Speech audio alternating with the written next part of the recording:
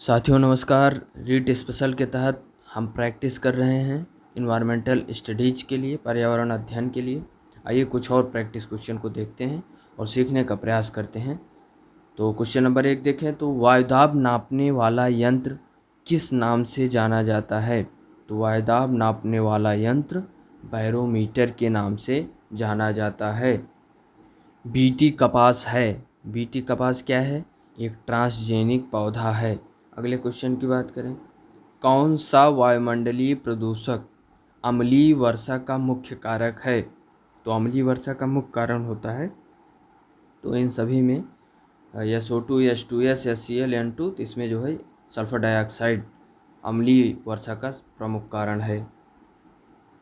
निम्न में कौन सर्वाधिक उत्पादक पारिस्थितिकी तंत्र है? यानी सर्वाधिक उत्पादक पारिस्थितिकी तंत्र, तो उष्णकटिबंधीय वर्षावन सर्वाधिक उत्पादक पारिस्थितिकी तंत्र है। कौन सा रसायन आम पकाने में प्रयोग होता है? तो कैल्शियम कार्बाइड का प्रयोग आम को पकाने में किया जाता है।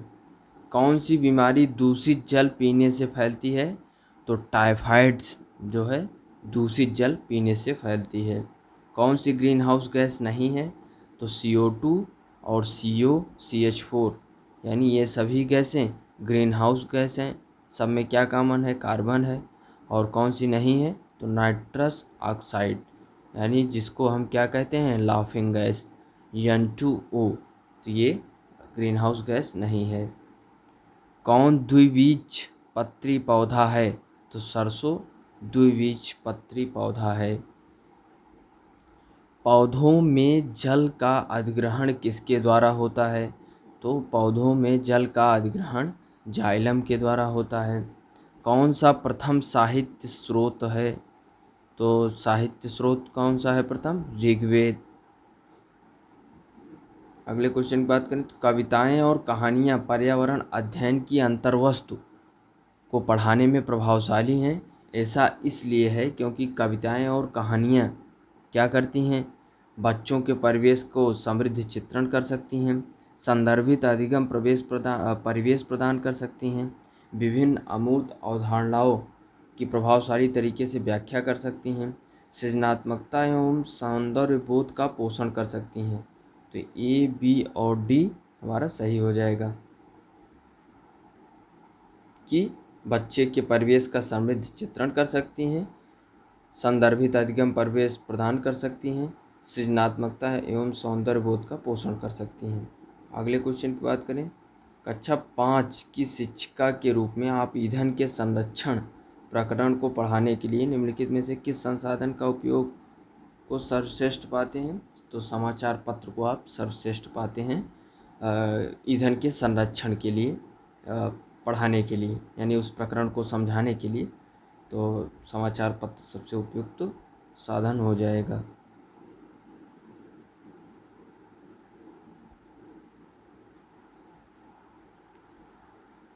कक्षा 4 की एक शिक्षिका शिक्षार्थियों से कहती है कि वे अपने कार्यपत्रक, अवलोकन, रिपोर्ट और सत्र में एकत्रित की गई सामग्री को एक फोल्डर में डाल दें। तो ये एक शिक्षिका कहती है। तो इन फोल्डरों को क्या कहा जा सकता है? पोर्टफोलियो, दत्त कार्य, परियोजना कार्य, घटना वृतांत अभिलेख।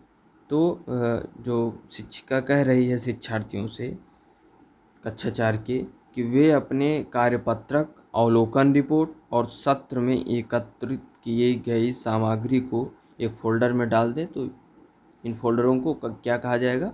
पोर्टफोलियो।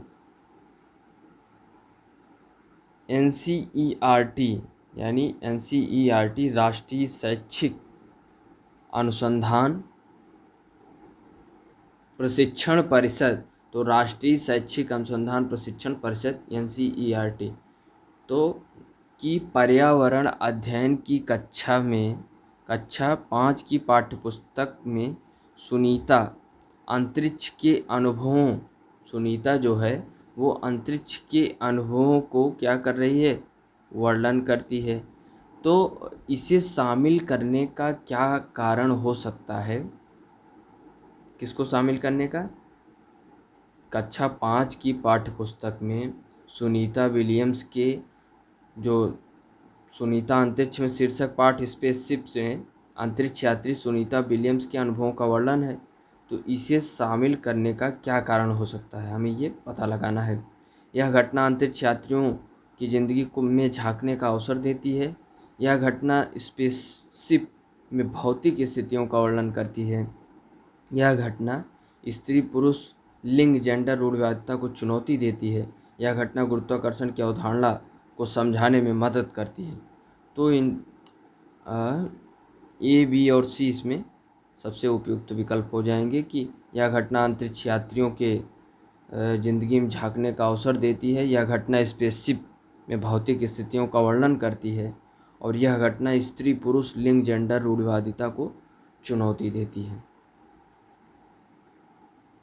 पर्यावरण अध्ययन की एक शिक्षिका निम्नलिखित कारणों से अपनी कक्षा का प्रारंभ कुछ मुख्य प्रश्न पूछते हुए करती है कि सबसे कम प्राथमिकता वाला कारण कौन सा है, उसे चुनना है। शिक्षार्थियों का चिंतन उद्दीप्त किया जा सकता है। प्रश्न शिक्षार्थियों में उत्सुकता जगाते हैं। प्रश्न प्रकरण को संदर्भपरक बनाने में मदद करते हैं। शिक्षार्थियों का चिंतन सीमित किया जा सकता है। तो शिक्षार्थियों का चिंतन सीमित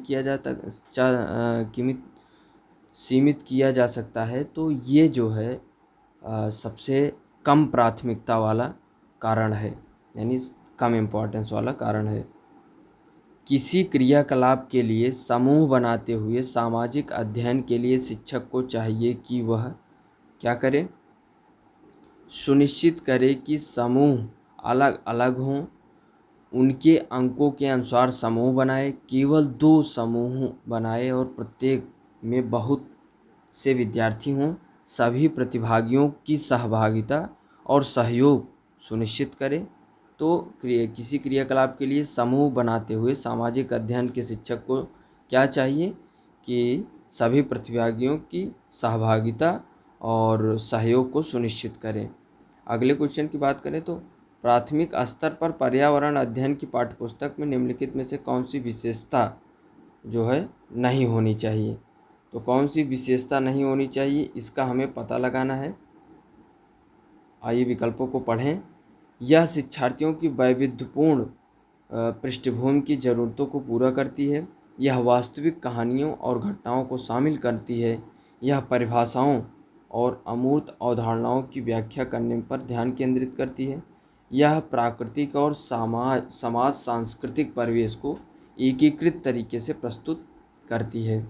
तो प्राथमिक स्तर पर पर्यावरण अध्ययन की पाठ्यपुस्तक में कौन सी विशेषता नहीं होनी चाहिए, तो इसमें से यह परिभाषाओं और अमूर्त अवधारणाओं की व्याख्या करने पर ध्यान केंद्रित करती है। तो ये एक मतलब सीमित दायरा हो जाएगा। तो ये एक विशेषता नहीं है पर्यावरण अध्ययन के लिए। पर्यावरण अध्ययन शिक्षण के संदर्भ में राष्ट्रीय पाठ्यचर्या की रूपरेखा NCF 2005 निम्नलिखित में से किसे प्रस्तावित नहीं करती है। बच्चों के अनुभवों और संदर्भों से जोड़ना, हस्तपरक क्रियाकलाप, तकनीकी शब्दावली से परिचित कराना, विषयानुसार उपागम। तो इसमें से कह रहा है कि किसे प्रस्तावित नहीं करती, तो तकनीकी शब्दावलियों से परिचित करवाना। बाकी सभी प्रक्रिया क्या है कि NCF 2005 उसकी प्रस्तावना करती है। एवरेस्ट की चोटी पर चढ़ने वाली पहली महिला थी, तो पहली महिला मेरी जोस पेरेक, फ्लोरेंस ग्रिफिथ जायनर, जुंको ताबेई, जैकी जायनर करसी। तो जुंको ताबेई चोटी पर चढ़ने वाली पहली महिला थी।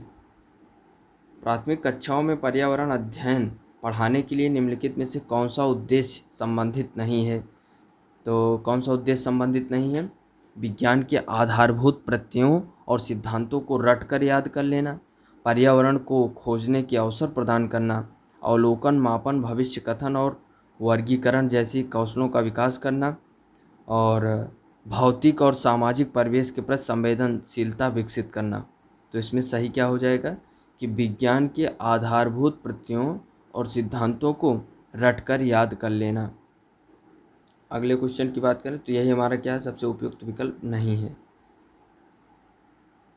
चूँकि पूछा उद्देश्य संबंधित नहीं है, तो ये उद्देश्य संबंधित नहीं, बाकी सभी उद्देश्य से संबंधित हैं, पर्यावरण अध्ययन के उद्देश्य से। इनमें से कौन सा जैव अपघट्य पदार्थ है? तो जैव अपघट्य पदार्थ हमें बताना है प्लास्टिक, पॉलीथीन, शीशा, इनमें से कोई नहीं। तो इनमें से कोई भी क्या है कि जैव अपघट्य पदार्थ नहीं है। अगले क्वेश्चन की बात करें, डाचीगम राष्ट्रीय उद्यान है, तो डाचीगम राष्ट्रीय उद्यान जम्मू एवं कश्मीर में स्थित है। चिपको आंदोलन के प्रणेता हैं, तो सुंदरलाल बहुगुणा जी चिपको आंदोलन के प्रणेता हैं। प्रोजेक्ट टाइगर कब लागू हुआ? तो 1973 1973। समुद्र का कितना प्रतिशत जल पीने योग्य है? 0.65% जल पीने योग्य है। BOD5 क्या है? तो biochemical oxygen demand in 5 hour. Biochemical oxygen demand in 5 hour नहीं, 5 days. Biochemical oxygen demand in 5 days, यही हमारा सही विकल्प है। हरित गृह प्रभाव के द्वारा पृथ्वी पर कौन सा रेडिएशन होता है? तो इंफ्रारेड रेडिएशन होता है ग्रीन हाउस गैसेस के कारण। लंदन धूम्र पाया जाता है, तो लंदन धूम्र पाया जाता है ग्रीष्मकाल में। ग्रीष्मकाल में सुबह के समय, शीतकाल में दिन के समय, शीतकाल में सुबह के समय, तो शीतकाल में सुबह के समय पाया जाता है। हवा का एक तीव्र भंवर जो समताप मंडल में बनता है तो और अंटार्कटिका के ऊपर छाया रहता है, कहा जाता है ध्रुवीय समताप मंडलीय बादल, ध्रुवीय भवंडर, ये वह भी दोनों, तो ध्रुवीय भवंडर। सेरीकल्चर किसके उत्पादन से संबंधित है? तो सेरीकल्चर जो है ये उत्पादन है रेशम के उत्पादन से संबंधित है। तो ये रहा हमारा इन्वायरमेंटल स्टडीज़ के तहत कुछ प्रैक्टिस सेट क्वेश्चन, और हमने सीखने का प्रयास किया विभिन्न क्वेश्चनों के माध्यम से। आगे भी करते रहेंगे। धन्यवाद। जय हिंद।